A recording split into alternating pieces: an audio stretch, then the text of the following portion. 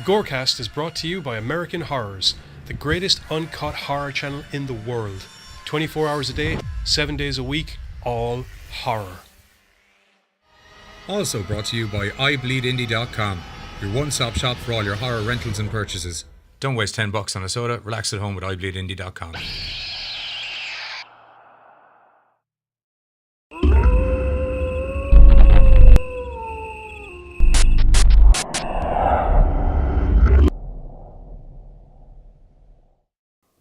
Okay, and we are back from that whopper interview with Ari Lehman. Thanks a lot for coming on, man. He was absolutely great to have on. A real gent and a real nice guy. So, as you heard us mention in the interview, and you've heard us mention several times in the prelude up to this, because we're a little bit nervous. We're going to do something really stupid. Okay, so there are 11 movies in the Friday the 13th franchise. Proper canonised 11 movies. We're not getting into any remake fan-make stuff or anything like that. No offense to the fan-made. By all means, feel free to send us a list of those and we'll try and do something similar maybe. We like challenges here on the GORECAST. But anyway, okay, I need the click. Okay, so it's roughly about a minute and a half per one. Okay, so 11 Friday the 13th, in chronological order, reviewed in 20 minutes, starting in 3, 2, 1, 1.5. So, Friday the 13th, I'm going to start off on, where it's a bunch of kids go up to Camp Crystal Lake. There has been an unfortunate accident a year or two previous where... a year or two previous, whereby this kid was accidentally drowned because the camp counsellors were too busy fucking to actually keep an eye on the kid. Too busy to fucking the kid. So, his mother, being the vengeful mother of death that she is... we don't know that at the time. At the time, but understandably, everyone's seen the movie. We only have a minute and a half to stop Alright, interrupting. alright. So anyway, his vengeful mother gets a job up at Camp Crystal Lake as one of the cook kind of things. That's the job she had at the time. That's the job she had at the time. She then acts really nice to everybody at Camp Crystal Lake. Then nighttime falls and everything starts going fucking crazy. There's a hacking and a killing, a hacking and a killing, a hacking and a killing, until eventually she runs into young Alice. I was going to say Adriana because that's the original actress's name. She eventually hacks them all down until it's just herself and Adriana left with a battle on the beach, where there's a good hefty tussle between the two of them, cold and wet. It's all fucking absolutely roaring. Then eventually Alice gets her hands on the machete that Mrs. Voorhees has been wielding around the place all fucking night, cuts her head off, and then she gets to a lake where she's rowing and the cops come to help her and everything's all nice and tranquil. Until little Jason comes out and grabs onto her. Grabs her, brings us into the dream sequence. It turns out he wasn't there. Or was he there? Because you know he was there because it happened from 2 years ago. Click, Friday the 13th 2. Whereby Alice is at home, all nice and cool, when all of a sudden, here comes Mama Voorhees' head through a window. And oh no, Jason is after her. Why? Because, well, you fucking lopped off my mama's head, so I'm going to kill you. Alice? Meanwhile, Who the fuck is Alice? It doesn't matter if she's dead. Anyway. Meanwhile, kids decide, hey, you know what's a really good idea? We should go back up to that Camp Crystal Lake thingy and try and reopen it, because, you know, it's a couple of years later and people are stupid and forget because serial killers don't leave. So once again, we get old man Doomsayer, who was in the first film, turns up in the second film, says, oh, you don't want to be going up to that Camp Blood. Nasty things be happening up there. Oh, there be fucking sex murders going on up in that Camp Blood. All doomed. So sure enough, they ignore him because, hey, who doesn't ignore a drunken crazy person? Yep, 100%. So eventually some of the camp counsellors go off into town, the ones who are over 21, presuming, so they're okay to drink at a bar. They all go into town, they're drinking in the bar. Some of the other kids that are left back minding the camp all decide to go get their fuck on, as the kids at Camp Crystal Lake are wont to do. Then, yet again, Jason, surprise, surprise, who has seen the murder of his mother live on the beach, yet again feeling very vengeful and also knowing that the morality of sex is bad and teenagers are bad. He's just pissed off because mum's there. So he goes around hearing the then he kills everybody. Then the camp counsellors, bar one of them who decides to stay drinking in the bar, come back to the cabin to find everybody kind of paraded around the house. No, actually no, they're all cleaned up out of the house very nicely, bar all the blood stains and things like that on the bed. They eventually fight off Jason. Well, they think they fight off Jason. Then Jason comes and grabs her at the end. Oh, yet again, it turns out to be some sort of flashback sequence. I think the main way of surmising the whole film is just basically, oh, Muffin! That's Friday the 13th 2 in a nutshell. Click, Friday the 13th 3. I forgot to mention the really cute chick that goes swimming, because that is some arse. She does have a lovely bum. But that's not what we're reviewing right now. Click, Friday the 13th 3. Wherein Jason gets his mask! The rather famous hockey mask is acquired in this film because, once again, we have a bunch of dumbass kids that decide, hey, you know what? Let's go camping up by that lake, Crystal Lake. Now, admittedly, I don't think Not camping, they're going to stay in the family home. Yeah, no. It's a family home, it's not a cabin. Yeah. Anyway, so once again, you have kids being stupid down by the lake and having smoke and drugs and sex and fun. Yeah. There's also two of the most stereotypical stoners you're ever going to meet in your entire life through cinema, ever. Yeah, pretty much. One of the kids is a messer and decides it's great fun to try and trick his friend by coming up. He's an actor and likes to do scary things and makeup. So he thinks it's great fun to come up out of the water wearing this hockey mask while brandishing a spear gun. He will come to regret that later on. Yes. For, like, you know. Anyway, so as a result... A, because Jason likes hockey mask, and B, he doesn't like douchebags like going around scaring people. That's his job. So needless to say, he gets the hockey mask. People end up getting killed in various different forms, as usual. Wasn't that the one where some guy came handstanding down and got a machete? Yes. It's also the movie where you realise that outside of kids having sex, that Jason also seems to have an apprehension to people taking shits outside in the outhouse, because literally 3 of the deaths that happen are all bathroom related. Anyway, pretty much moving on from that, click Friday the 13th for... The final chapter! Chapter. Not really, but the final chapter. Wherein we were supposed to be treated to Jason actually dying because, well, to be perfectly honest, he does get an awful lot of damage. Yeah. Okay, so this time... She gives him a hacking. Once again, this time you have fucktards going up to the lake because fucktards be fucktards. However, you also have a house wherein live a family. Yeah, where fucktards live at the lake, opposed to just going up to it. Not exactly. One of the people living there is a kid named Tommy, who is played by Corey Feldman, who appears to be some kind of little genius, making masks and fixing cars and all. He's like a little Tom Savini. Yeah. All sorts of other stuff. Now, unfortunately, the problem with this is that while you're doing it all down by Crystal Lake, and eventually you're going to get this hockey mask wearing, machete wielding, killing machine. Yep, pretty much. Slicing up everybody. Some very good deaths in number 4. Jason eventually makes his way back to this family house that we mentioned. Corey Feldman also gets to see a load of tits for the first time in his life, presumably, because he's about 10 and there's a skinny dipping scene where everyone's got their bums out. I don't know, Corey Feldman, we're not going to go into the mad shit that happened. Anyway, so yeah, she's also, the mother is killed, it's just the daughter, it's Corey Feldman. She secures the door and everything. She thinks she's nice and safe behind the glass. When all of a sudden... Double glazing will stop anybody. That wasn't double glazing. As proven by the body that went flying through it. Clunk. I can't remember the character's name in it, but he also shows up in the remake movie later on because his sister is killed by Jason and he's trying to hunt him down for some obscene fucking reason. Anyway, Corey Feldman decides that the only way to stop Jason is to basically distract him by shaving his head and looking like little Jason after he finds a bunch of pictures with arts and representation. Which is a pretty good job, by the fact he didn't have any fucking googly eye, but it was well done. His sister. It also ties into Friday the 13th too, where one pretends to be the mother. What? Yeah. Yeah, his sister puts on the jumper and pretends to be the mother. Oh, yeah. His sister. Oh yeah, I forgot about that. Yeah, so it actually does tie in. His sister is actually one of the few that ever manages to put up a decent fucking fight against Jason. By decent, I mean machete through the fucking hand. Machete in the shoulder. Yeah, the through the hand is the one that had me going ah. And there's a machete in the head. Eventually, yes. Yeah, by Feldman. Well, no, there's a machete in the head. Well, there's a machete in the head that bounces off his not very protected mask for some reason, like it's fucking bulletproof. And then Feldman gives him a full side blast. And then it falls onto the blade, and then Feldman gets up, and when he twitches, Feldman decides he's not dead yet and hacks him up with a blade. Yeah. The reason we're mentioning Feldman, the character of Tommy, is because he's a crucial. He's in number 5. Number 5. A new beginning. Said a couple of years later, Tommy is now understandably, well, to be perfectly honest, fucked in the head. Yeah, pretty much. After whacking a serial killer to death with a blade, needless to say, he's got his own problems and is sent to this kind of mental home for juvenile delinquent type thingies. Mental camp for juvenile delinquents. Yeah, wherein basically one guy decides to go off the deep end at one point and chop up one of the other patients. Yeah. Which kind of sets the tone. Which is actually nothing Jason related. He's just an asshole. Oh no, it's Jason related. Okay, you know what I mean. Sets the tone for the rest of the film, whereby all of a sudden Tommy, who is convinced Jason is fucking everywhere and still alive, is confronted with the fact that Jason is apparently fucking everywhere and still alive. Yeah.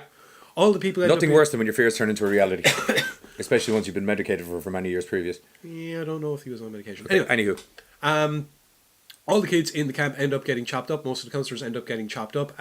Tommy he's thought of as being a crazy person, and they try to calm him down, and then he's proven right and all the rest of it. And then at the end of it, after shoving Jason out of that's the one where... Nope, 3 where he gets his mask is the one where he gets shoved out of the barn. Yes, he gets hung like a donkey. Yeah, because you had that kind of biker gang. Yeah. Absolutely useless biker gang. Can't fight a man with one machete.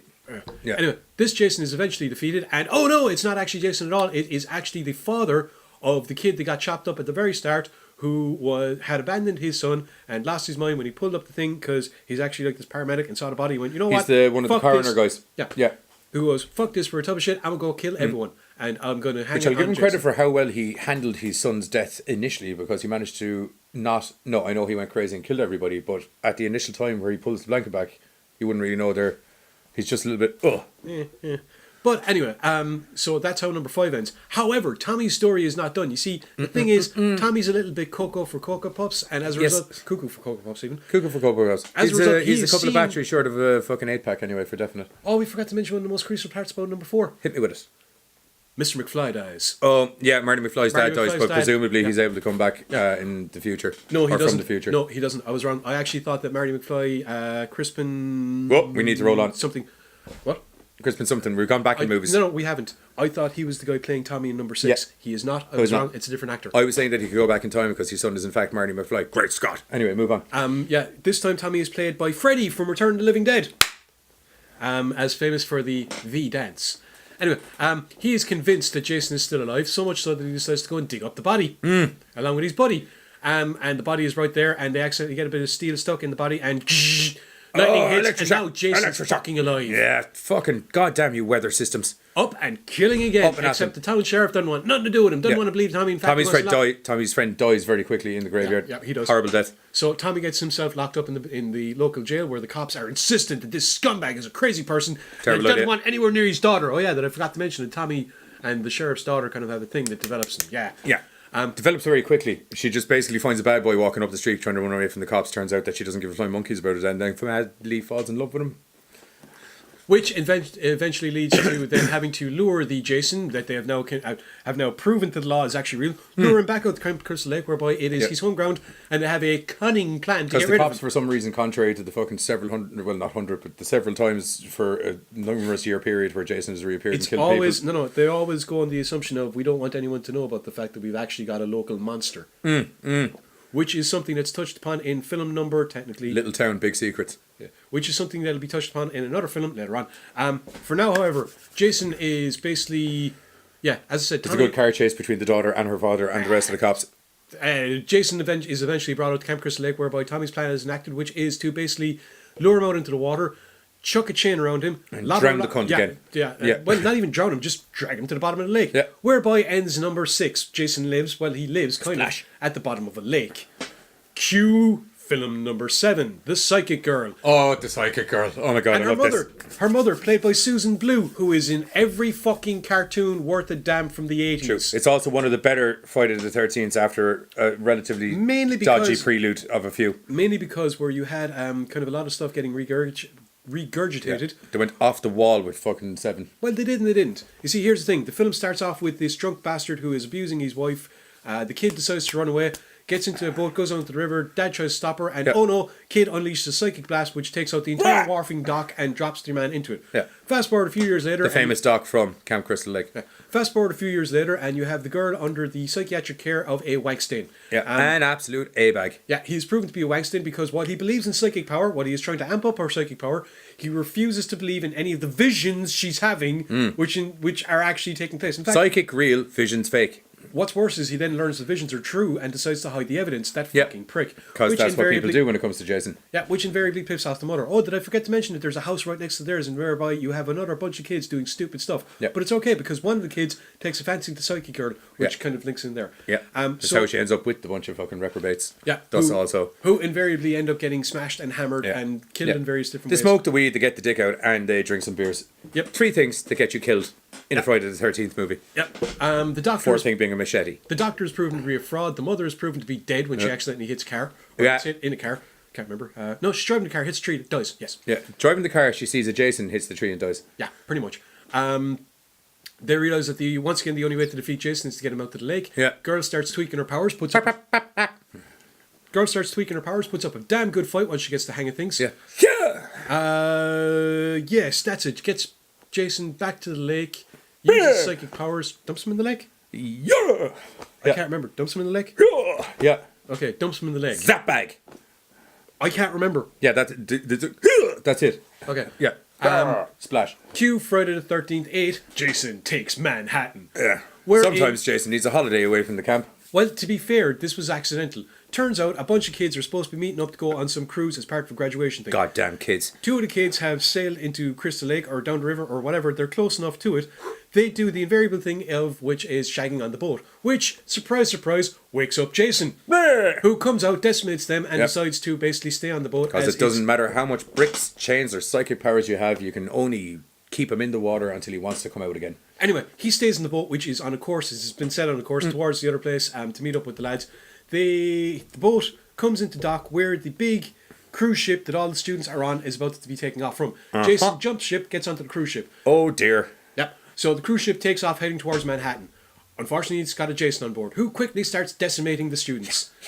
And because they're all locked in a cruise ship, they're dying like fucking cucumbers in a fucking salad. They eventually get to they eventually get off the boat. In Manhattan. Row to Manhattan in an escape boat, which Jason apparently is clinging to the fucking underneath of. Yeah, which no one seems to notice the extra fucking weight, because Jason ain't a small dude. No. Because So this is Kane Hodder at this stage. Yeah. Oh, yeah, so it ain't a small dude. Yep. So they get to Manhattan, whereby the lead teenager character is automatically abducted, shot up with heroin, and almost raped until Jason saves her. Yeah.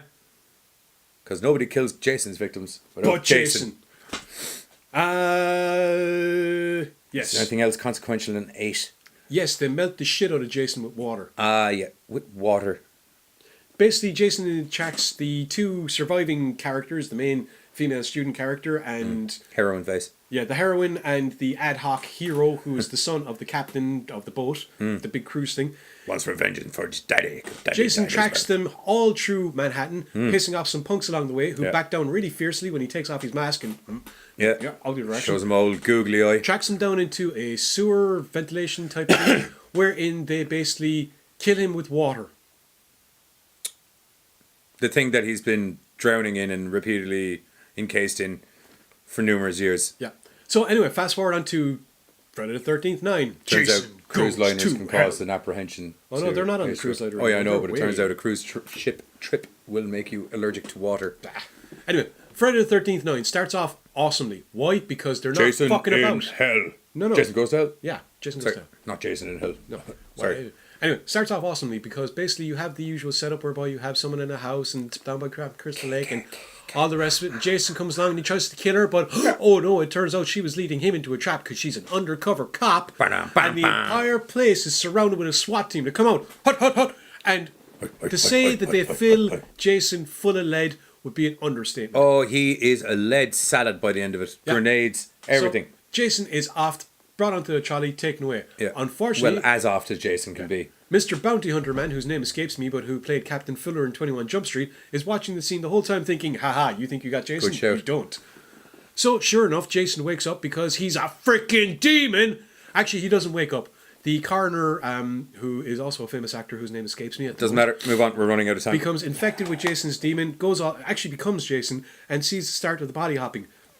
Whereby, as it turns out, Bounty Hunter manages to convince a TV station to pay him money to track down Jason, prove he's alive, kill him. Unfortunately, Jason is going for his sister, who is alive. Turns out the only way you can kill Jason is the blood of a Voorhees. So, sure enough, choose some Except for the apprehension of the water from the previous film. Yeah, choose some insanity and body swapping and a lot of fucking death and killing. Yeah, because Jason's body swap now. Yeah. Eventually, Jason's sister kills him, sticks the machete through. Jason is sent all the way to hell because he's a demon. Dun, dun, dun, dun.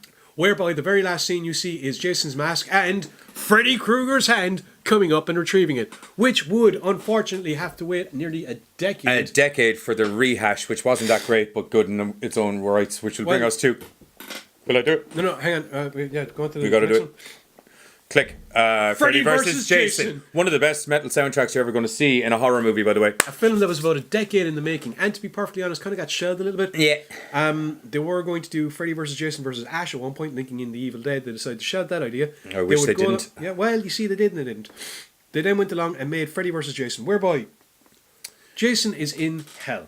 Hella. Freddy, the plague of Elm Street, has been forgotten, and if he's forgotten, he can't come along, invade people's dreams, and then kill them. So he comes up with an infamous plan. That plan? Yeah. Let's get a guy who can come back from the dead, and has been known to come back from the dead, to go around killing a load of people around Elm Street, but keep out of the way so people start thinking it's fucking Freddy Krueger again. Thus making people think about Freddy Krueger, especially a poor bunch of bastards that are locked up in a mental home.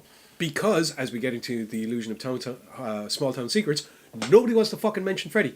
So as soon For as valid reason, because as soon as these killings he's start, like Candyman. Yeah, as soon as these killings start, the last thing anyone wants is the name Freddy being mentioned. And oh, lo and behold, someone mentions Freddy. Yeah, but of Freddy course. is remembered. Freddy starts coming back. There is just one big fucking problem.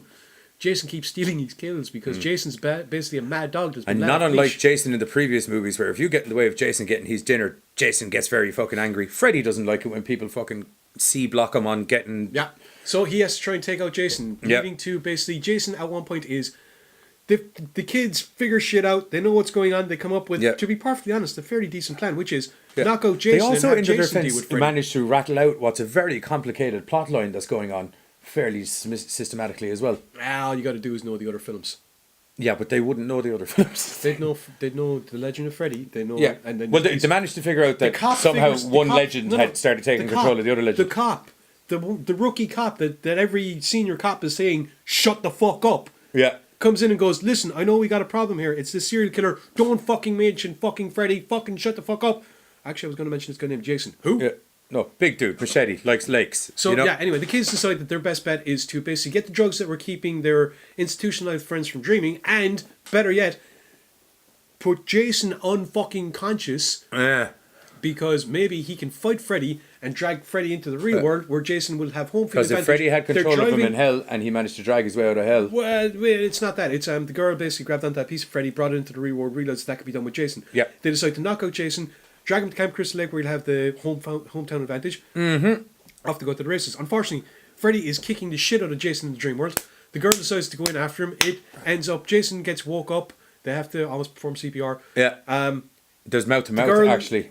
No, there's almost. There's almost mouth to mouth, yes. The girl is dragged down, but is dragged into the dream. She gets woke up eventually by fire as a cabin is burning. She drags Freddy with him. Cue the big massive fight between Freddy and Jason, Epic. whereby Freddy gets put through every conceivable object with every conceivable object. Yeah. He gets a horrible bashing in the real world. Yeah, the surviving teenagers, both of them, because it's just the girl from the start And the boy. and yeah, it's always the girl. There's always a girl and a boy. But So it's anyway, the they guy decide from to the mental home. They decide to try and help Jason by sticking Freddy with the machete. Freddy's arm has been lopped off. Yeah. Various different fights. Freddy and Jason go over into the water after being set on fire with the infamous line of, because he's continuously saying, "Welcome to my world, bitch." Yeah. She decides to say, "Welcome to my world, bitch," as she sets his ass on fire. Yeah.